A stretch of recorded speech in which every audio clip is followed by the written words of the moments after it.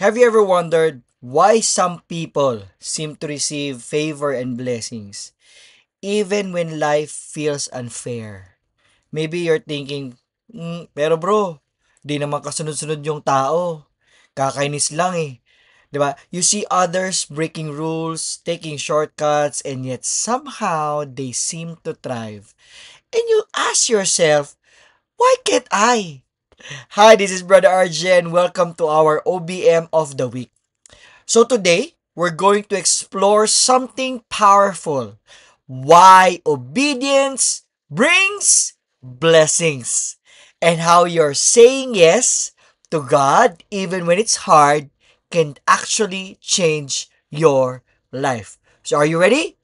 Let's be honest. Obedience is it's not always easy. Alam mo yun yung nangyaring pandemic, 'di ba? We've been asked what? To do things that may seem inconvenient. Ano yun? Tulad ng ano? Wear mask, wear face shield, social distancing. And sometimes, it feels what? Unfair. And I know you might compare yourself to others. Eh sila nga oh. Eh sila nga oh. Eh sila nga oh. 'Di ba? Turo pa ng turo, kaliwat kanan. And I bet I've said this before, but allow me to say this one more time. Comparison is very dangerous. Why? Because obedience is not about what others do. It's about who you are becoming. Some people think obedience is just following blindly. But biblical obedience is different. It's not about control or fear.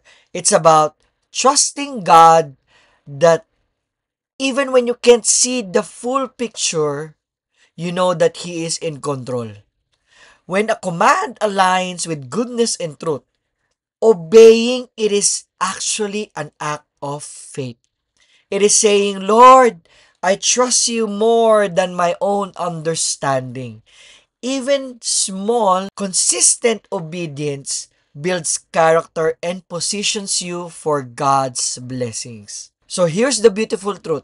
Blessings follow obedience. Think about the Bible stories. Noah built the ark when it had never rained. Imagine, Abraham left his homeland not knowing where God would lead.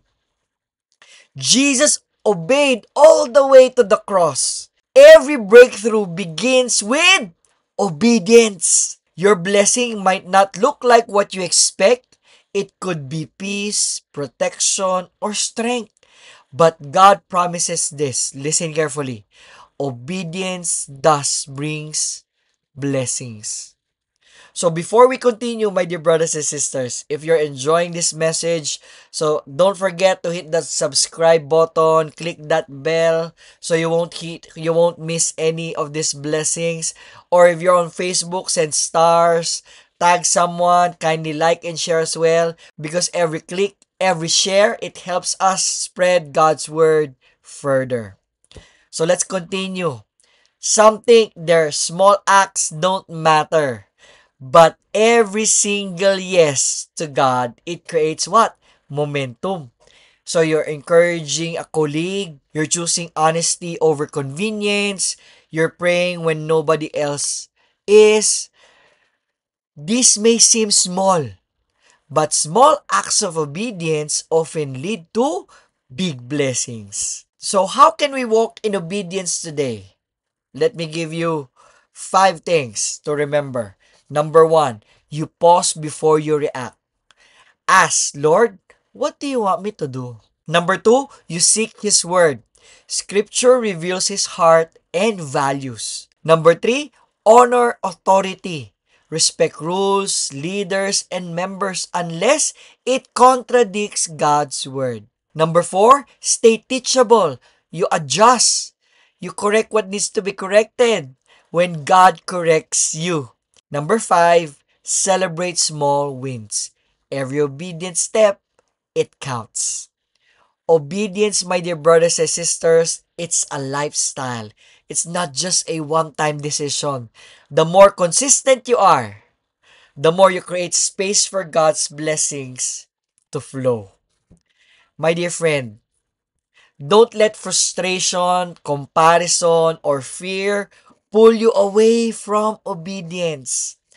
Even when it's inconvenient, even when others don't understand, as long as it aligns with God's truth, obey. So before we end, let's pray together. In the name of the Father, the Son, the Holy Spirit. Amen. Lord, teach me to trust you even when I don't fully understand.